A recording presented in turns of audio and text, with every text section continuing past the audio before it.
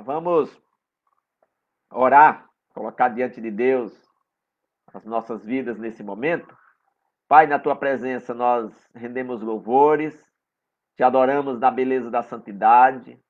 Queremos, ó Pai, agradecer pelo amor do Senhor sobre as nossas vidas. Esse amor que um dia se manifestou de maneira única, de maneira especial, o Senhor enviando o teu Filho amado para morrer por nós, e não apenas isso, mas para dizer para nós que nos ama de maneira incondicional, perdoa todos os nossos pecados, nos dá vida eterna e nos livra de um juízo que era sem misericórdia. E nós queremos agradecer por tua bondade sobre as nossas vidas, por tua graça sobre os nossos corações, Pai. Louvar o teu nome por teu amor, louvar o teu nome pelo teu perdão, louvar o teu nome, ó Deus, por todas as bênçãos que temos recebidas do Senhor. Recebemos provisão, recebemos proteção, recebemos saúde, recebemos, ó Deus, a paz eterna, a paz, a alegria, a tranquilidade. Recebemos, ó Deus amado, do Senhor, todas as bênçãos que o Senhor reservou para nós ao derramar o seu sangue ali na cruz em nosso favor. Muito obrigado pela presença dessas pessoas que estão conectadas conosco. Pedir que o Senhor venha ministrar ao nosso coração. Pedir que o Senhor nos perdoe também por algumas atitudes indevidas, por alguns pensamentos inconvenientes. Que o Senhor nos fortaleça e nos ajude a vivermos, ó Pai, de acordo com a tua vontade. Edifica-nos, ó Pai, nessa noite. E eu peço que o Senhor venha trazer ao nosso coração lições preciosas que nós precisamos aprender. E por isso pedimos que o Senhor ministre ao nosso coração nesta hora, diante, ó Deus amado, da tua palavra, que vem para o nosso coração nesta noite. Abençoe os meus irmãos. Em nome do amado Jesus, nós assim oramos, agradecendo por todos os teus feitos sobre nós. Amém. Que bom, né, meu irmão Cláudio? Tá tudo bem. Que Deus continue aí fortalecendo você. Presbítero Alberto, graça e paz. Deus abençoe. Bem-vindo aqui nesse momento tão especial de Deus para todos nós, tá certo? Que Deus abençoe a sua vida e a sua família também. Tá bom, irmãos? O que eu quero pensar com vocês está pautado aí no versículo 8 da carta de Paulo aos Romanos, no capítulo 5. Ok? Então, apenas esse versículo para a gente referendar, vamos assim dizer, o que estamos meditando nesse momento. Tá certo? O texto vai dizer assim: Deus prova, mas Deus prova o seu próprio amor para conosco, pelo fato de ter Cristo morrido por nós, sendo nós ainda pecadores. Não é? Eu quero pensar com vocês sobre o grande amor de Deus, sobre esse amor que não tem nenhuma outra referência para ser comparado. É um amor que não dá para explicar, um amor que dá apenas para aceitar. Mesmo que a gente não merecesse, mesmo que a gente, sendo pecador, o Senhor nos amou de maneira incondicional.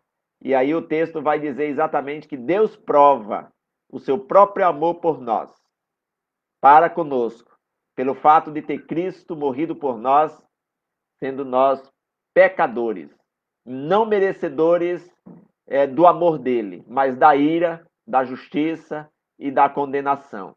Aí o Senhor nos ama, o Senhor nos perdoa e nos dá redenção, nos livrando exatamente dessa sentença de ira e de justiça perfeita. Então, quero aqui pensar com vocês alguma coisa nessa direção e dizer assim: se você foi aí revestido pelo amor de Deus, com a graça de Deus, com a bondade do Senhor, você tem aí uma ferramenta, um elemento que te condiciona a sempre ter um coração alegre, grato, satisfeito e com expressão de louvor e adoração ao Senhor. Porque esse amor proporciona isso. E quando eu falo em revestimento, né, do amor, que você foi revestido por esse amor, eu imagino aí o nosso corpo sendo revestido pela pele. Nós não ficamos nenhuma parte nossa interna exposta, digamos assim, para além da pele. A pele é o maior órgão que nós temos. Ela cobre dos pés à cabeça, passando pelas pontas dos dedos, nos revestindo e nos protegendo de invasões aí externas. Se Jesus, se o amor de Jesus veio sobre você e você foi revestido desse amor, eu quero que você manifeste nas suas palavras, nos seus comportamentos, nas suas ações, que você é revestido por esse amor, tá bom? Graça e paz, minha irmã Meire. Um abraço, Deus abençoe você e sua família, tá bom? Um abraço no seu esposo. Depois você me dá informações aí sobre o seu cunhado. Ontem nós recebemos um boletim médico dele, né? Foi mando aqui para o WhatsApp. E se você tiver alguma informação dele hoje, eu quero saber, para que a gente possa continuar orando e também celebrando aí, se for o caso de ter melhoras na saúde dele, tá bom? Então, irmãos, vamos nós aqui para nossa reflexão. Deus prova seus filhos não para destruí-los, mas para fortalecê-los. Essa frase ela é muito forte, ela é emblemática, ela é reflexiva. Por que ela é reflexiva? Porque ela é emblemática? Porque ela é forte? Porque as provações que nós passamos, que nós vivemos, elas marcam a nossa vida. Às vezes elas mudam o nosso comportamento. Às vezes as provações trazem para nós novas emoções. Né? E aqui eu não estou dizendo que tipo de emoção, mas pode ser que as provações ela tragam aí para nós raiva, sofrimento, talvez ela traga aí tristeza, talvez as provações tragam frustrações, talvez ela traga aí sentimento de medo, de derrota ou coisa desse tipo. Mas eu quero que você pense de que a prova que Deus traz para os seus filhos não tem o objetivo de destruir as nossas vidas, mas de nos fortalecer. Então, se a gente tiver sabedoria e diante das lutas e provações, tiver permitir, né, que Deus trate e que a gente transforme, seja transformado por Deus, nós vamos saber melhor lidar com as adversidades que nós enfrentarmos depois, tá certo? As provas são enviadas por Deus para tonificar os nossos músculos espirituais, para fortalecer a nossa fé e para nos colocar junto ao trono da graça de Deus.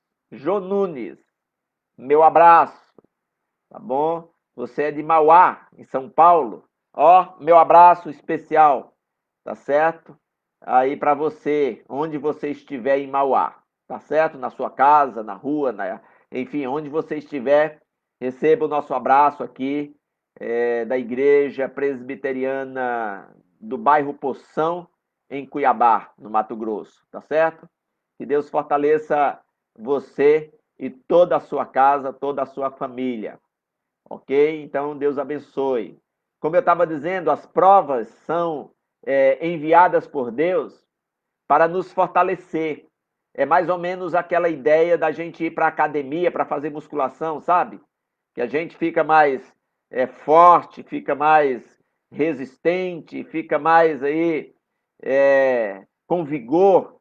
As provações são mais ou menos no âmbito espiritual, tem esse mesmo objetivo, de nos tonificar, de nos fortalecer espiritualmente, de trazer mais uma estrutura capaz de enfrentar as adversidades.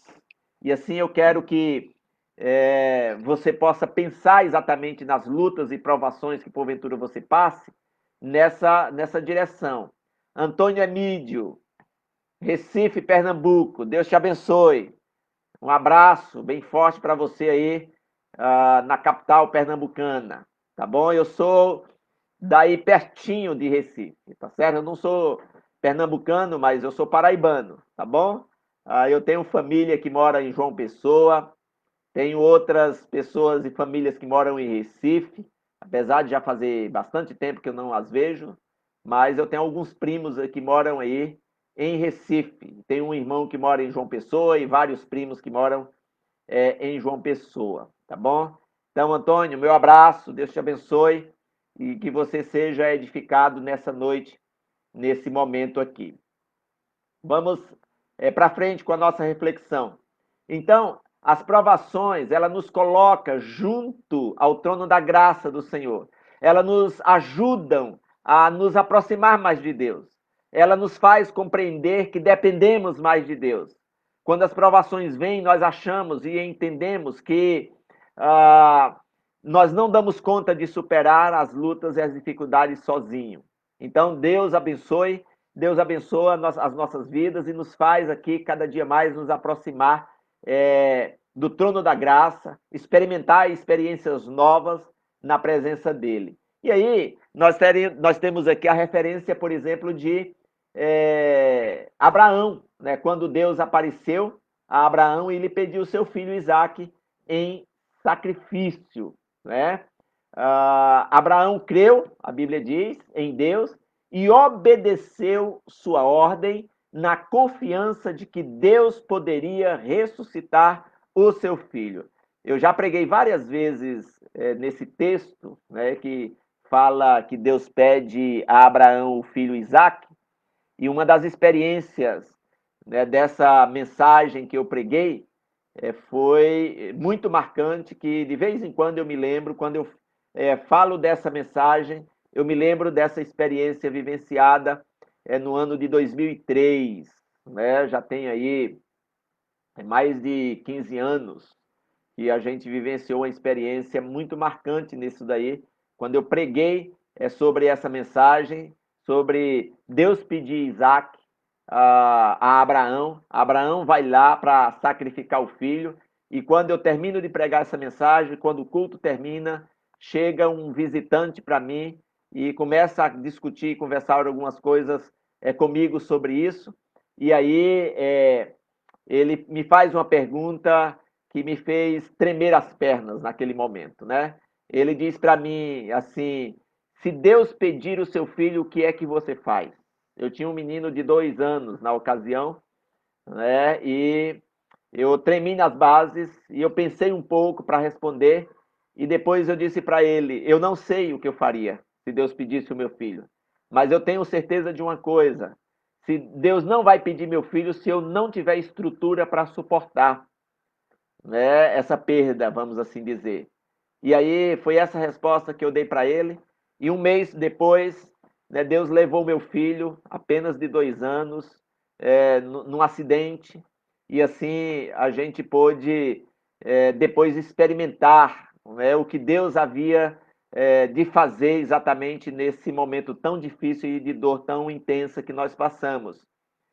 Só para complementar aqui, né, da nossa satisfação e da nossa tranquilidade, né, de poder contar isso aqui, é porque Deus nos consolou, Deus nos acolheu em seus braços nesse momento, e além disso, no dia do episódio, né, da morte do meu filho, eu fui para o ML para pegar o corpo dele que estava sendo feito a autópsia lá, que ele saiu do pronto-socorro e foi direto para lá.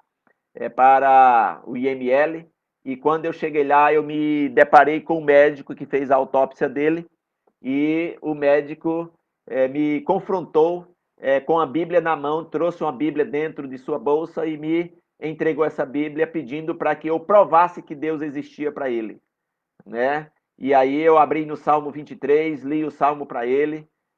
Naquele momento eu ainda não tinha chorado a morte do meu filho, mas estava muito abalado.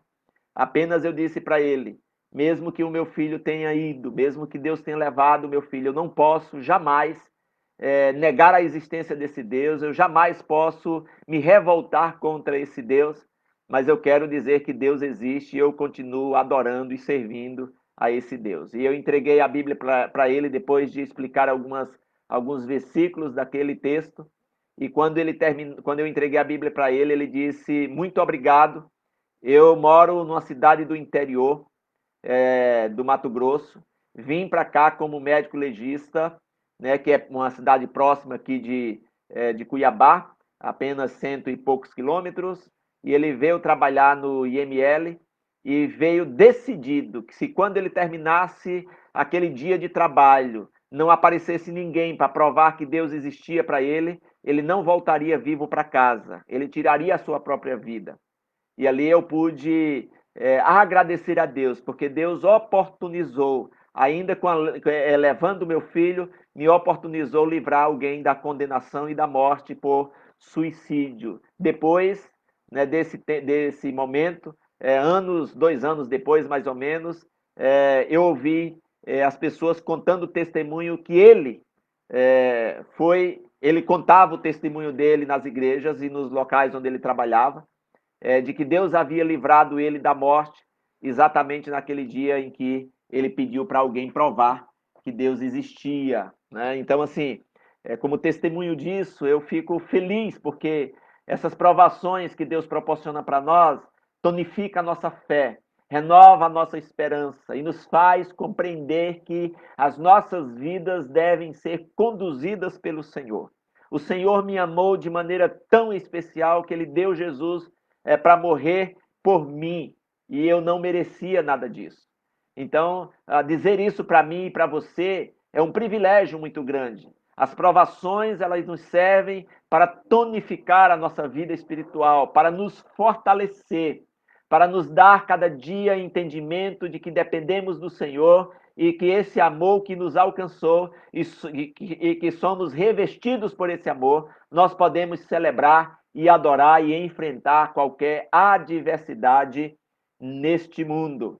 Então, voltando aqui para o texto, quando Isaac lhe perguntou sobre o cordeiro para o sacrifício, Abraão responde para ele: Deus proverá para si, meu filho, o cordeiro para o sacrifício. Nessa perspectiva, meus irmãos, eu quero trazer para vocês que diante das lutas e das dificuldades e das provações que você enfrenta, você pode confiar na provisão de Deus. Naquele contexto em que Abraão estava ali com Isaac, né, pronto para ser sacrificado, não havia cordeiro, não havia nenhum outro animal que pudesse substituir Isaac naquele momento. E quando Isaac pergunta para Abraão, cadê o cordeiro para o sacrifício? Até então Isaac estava inocente, né? Não sabia que ele estava aí sendo cogitado para morrer. Aí Abraão, pela fé, pela confiança, pela perseverança no Deus que ele cria, ele diz: Deus proverá para si o cordeiro. E antes disso mesmo, desse momento, em uma outra fala de Abraão com os seus servos, se vocês lerem o texto que referencia exatamente essa passagem, vocês vão observar que Abraão diz para os seus servos: fiquem aqui, eu e o menino vamos adorar, vamos prestar o sacrifício e depois nós voltaremos para estarem com vocês. E aí há uma outra perspectiva de fé e de confiança de Abraão nesse momento em que ele estava convicto de que ele não voltaria sozinho, mas traria de volta com ele o seu filho, ainda que ele tivesse morrido, mas ressuscitaria para voltar, porque Deus havia dito que Isaac era o filho da promessa. Então, diante das provações, diante das lutas e diante das dificuldades, eu quero que você creia, eu quero que você pense, eu quero que você se lembre de que as provações são ferramentas para tonificar a nossa fé, para fortalecer a nossa vida espiritual, para nos aproximar mais de Deus. Quando Isaac estava no altar, voltando aqui para o texto, Deus bradou do céu e disse a Abraão: não lhes faça nenhum mal, pois agora eu sei que tu me amas, porque não me negaste o teu único filho. Aqui tem uma lição impressionante que eu quero aprender com vocês. Uma das provas de amor é a gente não negar nada ou não negar exatamente aquilo que Deus nos pede. Quando Deus pede a Abraão, o seu filho, o seu único filho, o filho da promessa, o filho amado, o filho desejado já há décadas, né? Abraão não tem dúvida de oferecer o seu filho a Deus. E quando Deus percebe, quando Deus, no momento certo, brada em alta voz, dizendo: Abraão, não faça isso, não mate o seu filho, porque agora você me provou que você me ama pela disposição de oferecê-lo a mim. Então eu já sei e eu quero exatamente revelar para você que você de fato me ama. E eu fiquei pensando nessa frase, irmãos, porque eu poderia dizer que o que mede o nosso amor para com Deus é a nossa disposição de ofertá-lo, de oferecer a Deus, oferecer tempo, oferecer recursos econômicos, oferecer adoração, oferecer obediência, oferecer submissão. O versículo que nós acabamos de ler de Romanos 5 diz assim: mas Deus prova o seu próprio amor para conosco pelo fato de ter Cristo morrido por nós. Ou seja, a prova do amor de Deus por nós foi ele oferecer Jesus, o seu único filho, para morrer por nós. E aqui eu quero que você pense qual o tamanho do seu amor para com Deus. Qual a sua disposição de oferecer algo seu para Deus? Qual a sua disposição de estar na dependência e obediência a esse Deus? Então, quando Deus diz: não lhes faças nenhum mal, pois agora eu sei que tu me amas, pois não me negaste o teu único filho, Deus está dizendo para Abraão que o amor de Abraão para com ele, para com Deus, estava aí medido pela sua disposição de ofertar o seu filho em sacrifício. Que coisa imensa, que maravilha, irmãos, nós podemos tirar dessa lição de Abraão. E Deus providenciou um cordeiro para substituir, para ser imolado no lugar de Isaac, para ser sacrificado no lugar de Isaac. 2000 anos depois, Deus deu o seu próprio filho Jesus para morrer por você. Ele não poupou o seu filho, mas por todos nós o entregou por amor. E aqui eu quero trazer uma outra referência que eu já trago ela na minha experiência de vida há muitos anos. Quando eu li em um determinado momento um texto de uma reflexão, de uma mensagem que dizia assim, pautado exatamente no versículo de João 3,16, que diz: porque Deus amou o mundo de tal maneira que deu seu Filho unigênito, para que todo aquele que nele crê não pereça, mas tenha a vida eterna. O autor estava pautando o seu argumento nesse versículo, e ele disse assim: se Deus tivesse escrito nas estrelas a palavra Deus é amor, ou eu amo a humanidade, mas não tivesse enviado Jesus para morrer por nós, essa expressão não valia nada. Mas a prova de que Deus nos ama de maneira incondicional foi exatamente enviar o seu Filho para morrer em nosso lugar, para sofrer em nosso lugar, para nos libertar da condenação eterna através do seu sacrifício. Então, ele não poupou o seu filho, mas por todos nós o entregou. Para Isaac, houve um cordeiro substituto.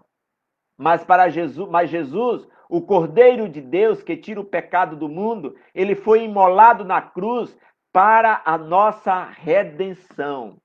Não houve ninguém, não houve um substituto para substituir a pessoa de Jesus. Foi ele quem se dispôs por amor a morrer por mim e por você. Nem eu era capaz e nem você era capaz de se livrar da condenação e do juízo de Deus, e muito menos ir para o lugar de Jesus para morrer no lugar dele e livrá-lo da morte. Somente ele foi capaz de, por amor incondicional, inexplicável, mesmo sendo nós ainda pecadores, Jesus foi lá e morreu por mim e por você. Ele é o único capaz de dar a vida em nosso favor. Ele foi o único capaz de nos livrar da condenação eterna. Essa foi a maior prova do amor de Deus por você. Deus não escreveu o seu amor com letras nos céus. Como eu acabei de falar, se ele tivesse escrito com letras em formato das estrelas, nas luzes ali, dizendo eu amo o mundo, eu amo as pessoas. Ele não fez isso. Isso não valeria nada. Mas ele provou de maneira prática, enviando Jesus para morrer por mim e por você. Ele provou o seu amor por você pelo fato de ter Cristo morrido por você. Deus, ele deu a vida. Ele enviou Jesus para te garantir a salvação eterna. Por isso, seja você revestido da graça, da misericórdia, do amor de Deus e tenha você paz interior, alegria do Espírito Santo, fé autêntica, obediência incondicional a viver uma vida que de fato alegre o coração de Deus. E que Deus abençoe a você, meu irmão e minha irmã. E se você estiver passando por lutas e provações, isso não é falta de amor de Deus por você. Isso não é Deus distante de você. Isso não é Deus negando o seu cuidado, a sua atenção, a sua misericórdia sobre você. Isso não é falta de amor de Deus por você. Muito pelo contrário. É Deus querendo que você seja mais fortalecido. É Deus querendo que você tenha uma fé mais robusta. É Deus querendo que você esteja mais na sua presença. É Deus provando e preparando você para viver uma eternidade de pleno gozo diante dele. E que Deus em Cristo Jesus venha abençoar todos vocês que porventura estejam passando por provações. Amém, irmãos?